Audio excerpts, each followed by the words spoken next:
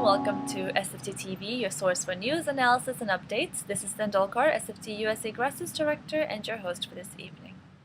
A lot has happened since our last episode, starting with the Chinese Premier Wen Jiabao, who was in New York City from September 21st to 23rd for the United Nations General Assembly and the Millennium Development Summit. Tibetans and supporters in the area organized rallies, political theater, candlelight vigil, projection action, and message delivery to the United Nations and at the Waldorf Astoria Hotel where he was staying to send a message that, Premier Wen Jiabao is not welcome until Tibet is free.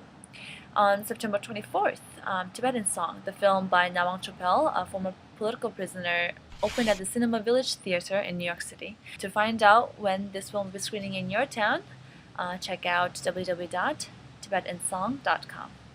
On 25th of September, SFT Canada protested China Gold International Resources Corporation, a Chinese-owned but Vancouver-based mining corporation that recently purchased a copper mine in Gyamar near Lhasa in Tibet. And in 2009, local Tibetans in the Gyamar region protested this mining operation because of water contamination and nomad resettlement.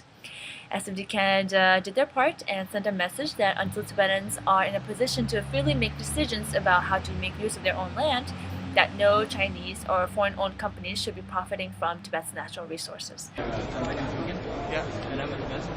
Oh, hi. I do. I'm just finishing something.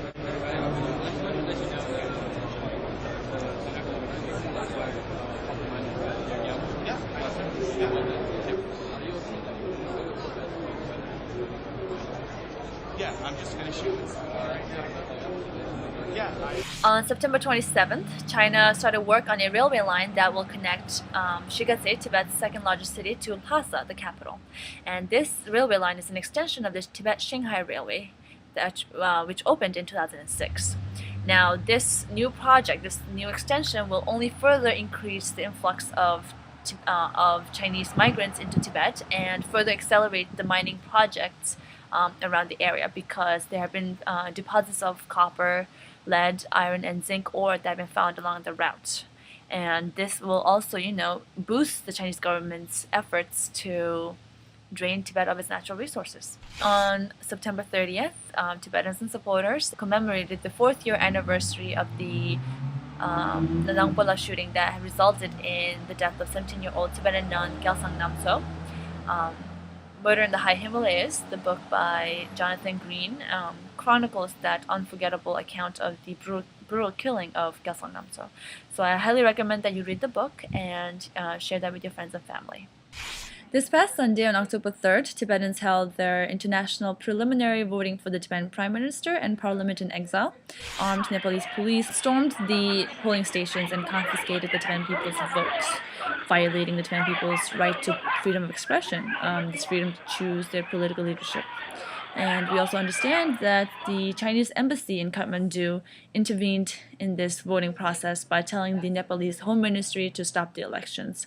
So SFTers, Tibetans, and supporters have been protesting at the Nepalese consulate right here in New York City as well as in the UK. And we encourage you to take action. Organize a protest near you at a Nepalese consulate and send a letter to the Nepalese Foreign Ministry demanding that Nepal return the Tibetan people's ballot boxes. So we'll continue to cover the story as the story unfolds. So until the next episode, take care and do your part for Tibet.